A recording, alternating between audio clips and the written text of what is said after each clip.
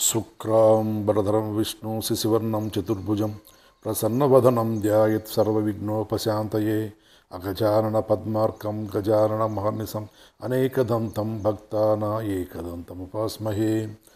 ఇప్పుడు మనము గత వీడియోలో గ్రహాల గురించి, గ్రహాల యొక్క స్థితుల గురించి తెలుసుకున్నాము. ఉచ్చ నీచ స్థితుల గురించి తెలుసుకున్నాము.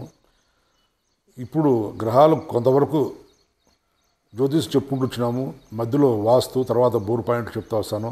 ఇప్పుడు వాస్తులోకి ఎంటర్ అయినాం కాబట్టి వాస్తులో సాలు ఎట్లా, ఆ సాలుకు ఎట్లా బ్రహ్మ అంటే ఇంటికి గృహంలో ఎట్లా బ్రహ్మసూత్రాన్ని అప్లై చేయాలనేది గత వీడియోలో చెప్పిన.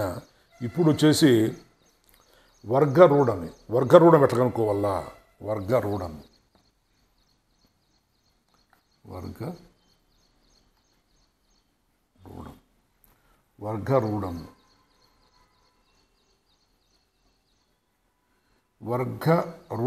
వర్గరూఢం అంటే ఏంది? వర్గరూఢం అంటే ఏమి అర్థం తెలిసిన? ఏ మనిషికైతే మనిషి యొక్క నామనక్షత్రం కానీ జన్మనక్షత్రం, మేమైతే జన్మనక్షత్రం అయితే బాగా కరెక్ట్గా వస్తుంది, నామనక్షత్రం అయితే డేట్ ఆఫ్ బర్త్ కరెక్ట్గా ఉండదు కాబట్టి అది ఏదో ప్రశ్న శాస్త్రం ప్రకారం చూసుకోవాలి దాన్ని. ఇప్పుడు మనము ఒక ఇల్లు కొనాలా, లేకపోతే ఒక స్థలం కొనాలి, ఒక ప్లాట్ కొనాలంటే ఏం చూడాలి మనము? ఈ వర్గమూఢం అనేది చూడాలి. ఈ వర్గమూఢం అనేది ఏంది? దీనికి ఒక సూత్రం ఉంది, శ్రీ సంపద్యం. ఏముంది దీనికి? అచట తపయస, అచట తపయస, అచట తపయస అష్టవర్గంబులు,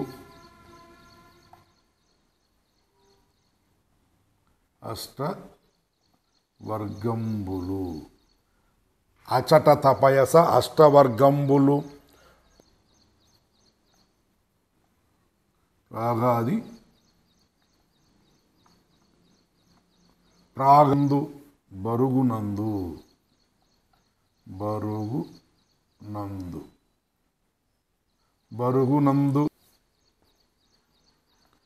గరుడుండు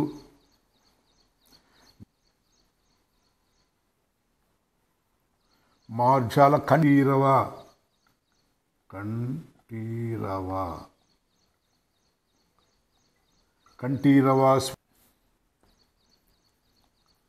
సర్ప మూషిక గజ సర్పమూషక శశములుండు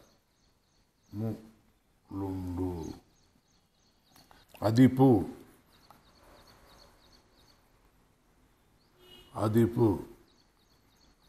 వర్గంబు నా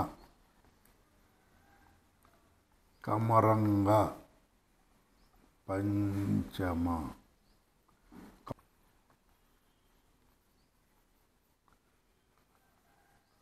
వర్గంబు శేషంబు పరశుభంబు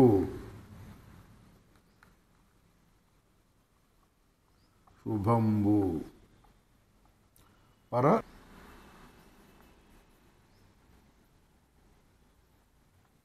అధిక స్వల్ప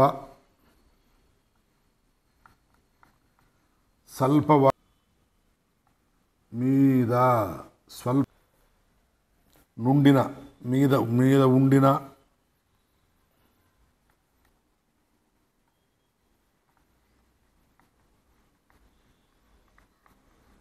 నదికర్త కుచితమగము.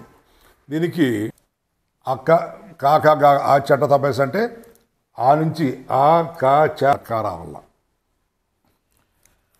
ఆ కా చట తపయస అంటే మీ ఆ నుంచి అంబ వరకు కాకగా ఇన్య చాజ ఇది ఇస్తుంది. టహడాన తదన పావమ యారలవ శాసహ చ వరకు వస్తాయి. అంటే 8 అష్టవర్గములు. అంటే మీ 1 2 3 4 5 6 7 8 ఈ 8 అష్టవర్గములు. అష్టవర్గమే ఆ తొమ్మిదికి అమ్మ వరకు, కా నుంచి ఇన్య వరకు, చా నుంచి చాజ ఇన్ని వరకు, టా నుంచి టాడాన అణ వరకు, తా నుంచి తాదన వరకు, పా అయితే పాపా బామా వరకు, యా అంటే యారల్ల వా, ష అంటే శేష సాహత్య ఆ వరకు ఇవి అష్టవర్గం అనమాట. ఈ అష్టవర్గములను ప్రాగాదిశయు బరువునందు గరుడండు మార్జోళ్ళ కంఠీరవ శ్వాస సర్పమూషిక గజ శేషములుండు అధిపవర్గంబున కమరంగ పంచమ వర్గంబు శేషంబు పరశుభంబు అధిక వర్గంబు దా స్వల్పవర్గము మీద స్వల్పవర్గము మీద నుండిన నదికర్త కుచితమగును అని అర్థం. దీని అర్థం ఏమని తెలిసిన ఇంకేం చెప్పుకుంటూ పట్టేటుంది. కాబట్టి ఇప్పుడు ఇక్కడ ఏమైందంటే ఆక చ టా తా పాయాస అంటే మీ ఆ నుంచి ఆ ఈ ఊ ఉండు, ఇది మళ్ళీ రాస్తాను. ఈ విధంగా మనము ప్రాగాదీశ భర్గం అంటే గరుడండు మార్జాల కంఠీరవ శ్వాస అంటే గరుడు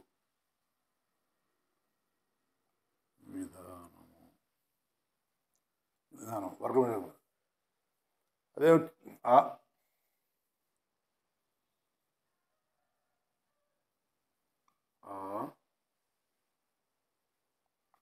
ఈ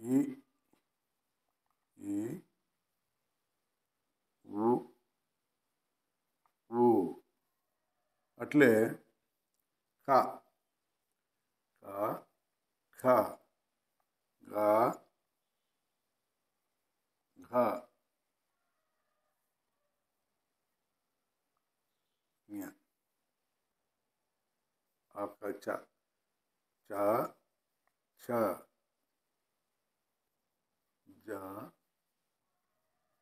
ఝ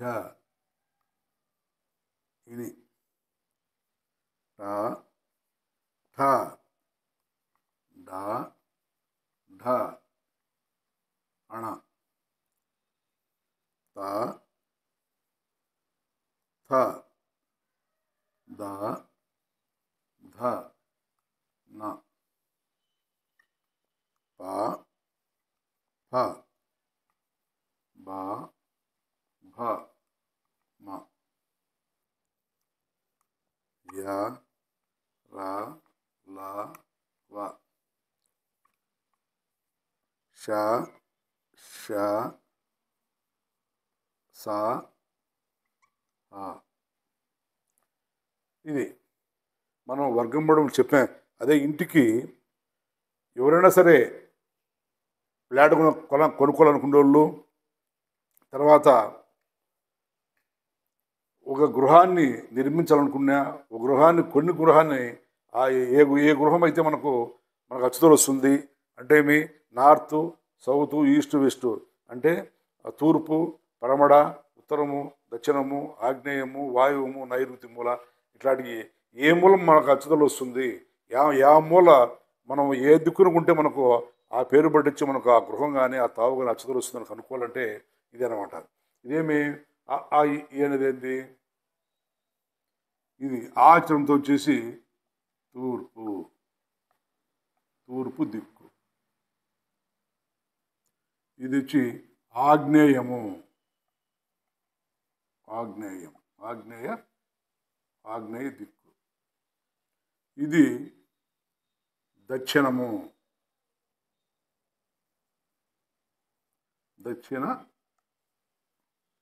దిక్కు. ఇది నైరుతి దిక్కు. ఇది పశ్చిమ దిక్కు. పశ్చిమ లేక పడమర అంటాం, పడమర దిక్కు. ఇది వాయువ దిక్కు, వాయువ్య దిక్కు. ఇది ఉత్తర దిక్కు,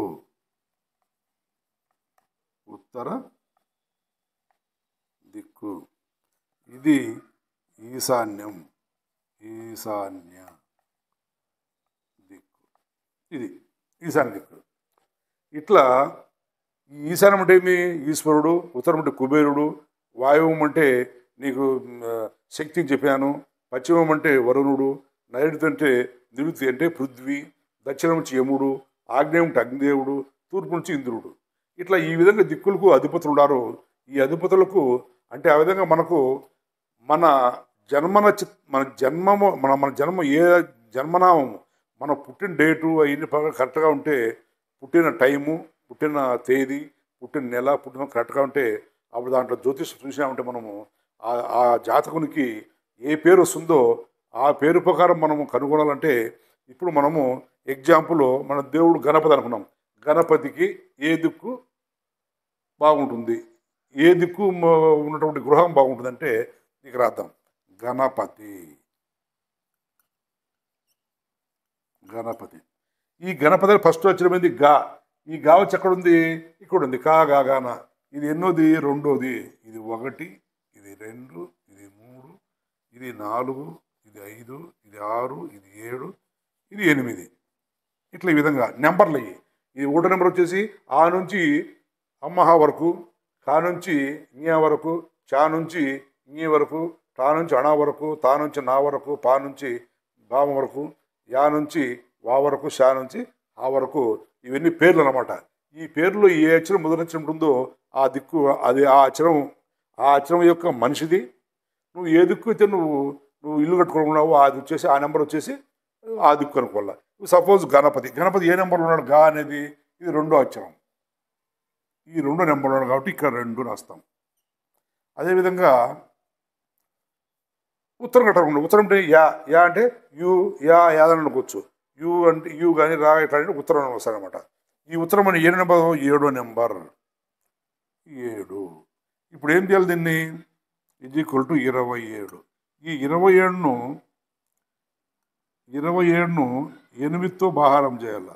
8తో బాహారం చేస్తే ఎందుకు ఏంటంటే ఈ ఇచ్చి అష్టదిక్పాలకులు అనమాట. అష్టవర్గాలు.